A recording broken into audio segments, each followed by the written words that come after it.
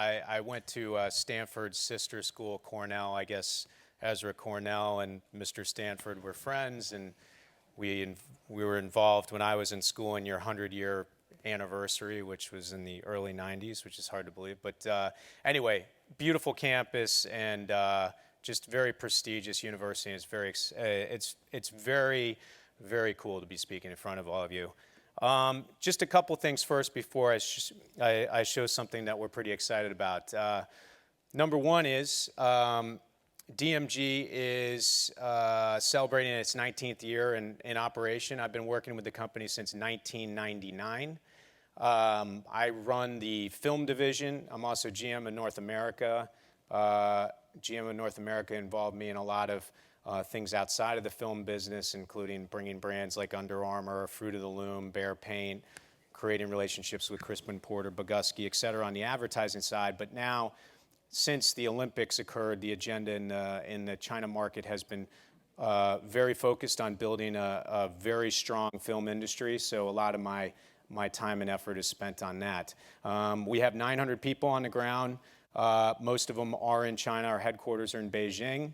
The best way to look at our company is probably one, I'll use Western-style companies as an example. We're the #1 independent full-service advertising agency in China. We're the #1 media buyer in China. We do that on behalf of clients such as VW, Mazda, Johnson & Johnson, Under Armour, et cetera.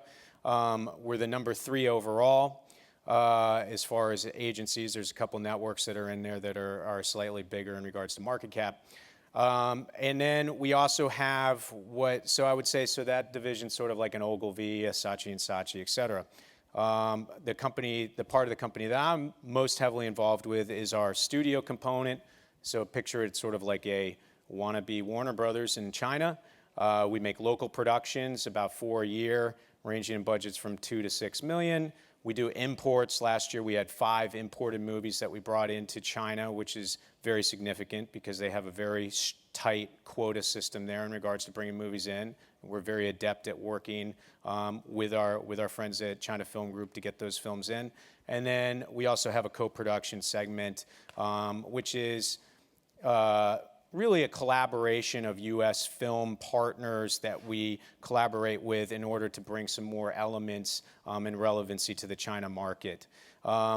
Finally, we also have, I guess you could call it an AMC Pacific sort of division. We're putting our first theaters online, so you could sort of see us as multi-faceted in regards to content delivery on the film side. We also do a lot of television content also, but film is definitely my focus.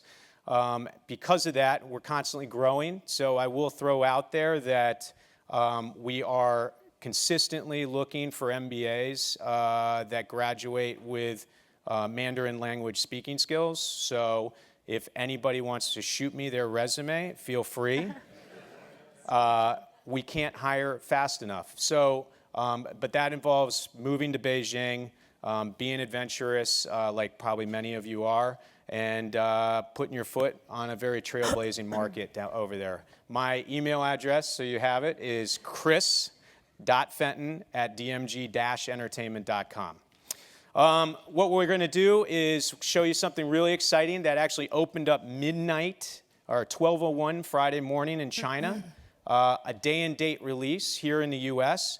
What's super exciting about it is the movie's called Looper, and it's very clever, which means it plays to the demo and sort of the what's in the ethos in this particular area. This is not a dumb popcorn movie. This is something that makes you think. We're really excited about. The reviews have been fantastic. I think it's actually playing at the Palo Alto Film Festival, which I didn't even know existed, but I just saw it in the paper today, so that's pretty cool. We're going to show 2 minutes of the Chinese trailer.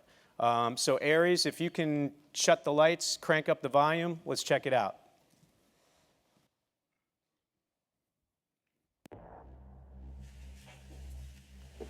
So you're me in 30 years. Trying to stand into your eyes. It's too strange. Your face looks backwards. Do you know what's gonna happen? You done all this already? As me? I don't want to talk about time travel. We both know how this has to go down. So why don't you do what old men do and die. Why don't you just take your little gun out from between your legs and do it, boy?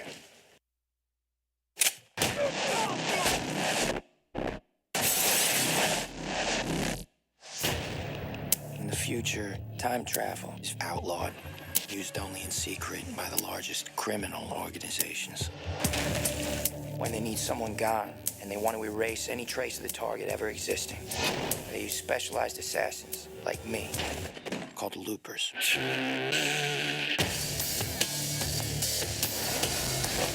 You're a looper? You know what we do? And the only rule is never let your target escape, even if your target is you. Hunt them down. But every second that passes is bad. What's he gonna do? I'm gonna save your life. My life! Your life! 我告诉过你，我不要这样的生活。 This is like a nightmare.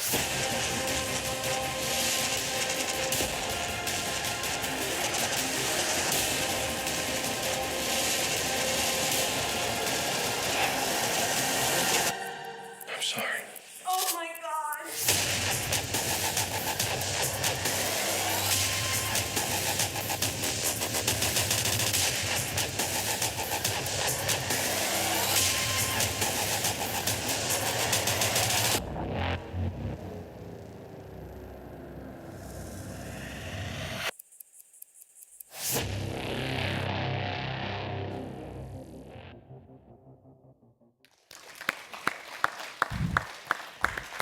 So we're really excited about this movie. This is a film that is opening day and date, which is very unique when it comes to the China market. It actually is opening during the Chinese national holiday, which is also a very historic situation.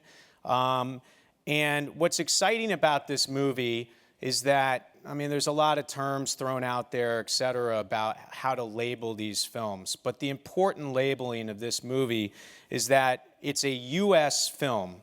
It's something that U.S. studios here know how to do extremely well, and the Chinese are very excited to bring these type of movies in.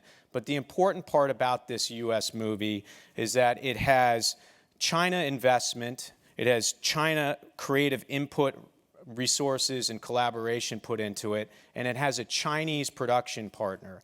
And DMG Entertainment is the entity that brings all that together with this U.S. film and our U.S. film partners. It's something that's very historic. Our friends at CFCC have been absolutely fantastically supportive with this.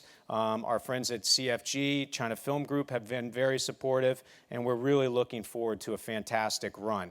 Just really quickly, because I don't want to take too much time, the reason something like this is so important and why it applies to any industry that's trying to break into the Chinese market is that collaboration between both sides of the Pacific is very, very important. There's a face issue that's encountered on both sides of the Pacific. And quite frankly, if we had an industry that was developing here and a mature industry that was in another country that started dominating this market, we wouldn't be super excited about that. And that's what's been happening a little bit in China recently. The week of August 27th to September 2nd, there were 3 U.S. movies, Spider-Man, Dark Knight, and Prometheus. Together, they were the top 3 movies at the box office in China that week. They made $85 million collectively. They showed 348,000 times during that week. The next 3 movies were Chinese films. They grossed a total of $1.6 million and were showed 38,000 times. That's a problem. The reason is that the Chinese, just like the United States, is not excited about international entities coming in and dominating the market. So what we did with Looper is we took a U.S. film and we put relevancy that's very important to the Chinese into that film that the Chinese can grab onto. If you look at that trailer, you'll see the Pudong district, you'll see the Bund, You'll see Summer Ching, who's our actress, who is fantastic opposite Bruce Willis. And you'll also, if you see the movie like all of you are, and you're all going to buy multiple tickets, and you're going to take your friends and family and fraternities and everything else that you have here at Stanford to the local movie theater, you will notice that China is a very, very relevant plot point in it. In fact, there's one great moment in the movie that Jeff Daniels has that I guarantee will get a laugh out of you, and China is right in the middle of that fantastic line. So without further ado, I'm going to let our friends at CFCC come up, but we look forward to any questions you might have, and once again, thank you for having us.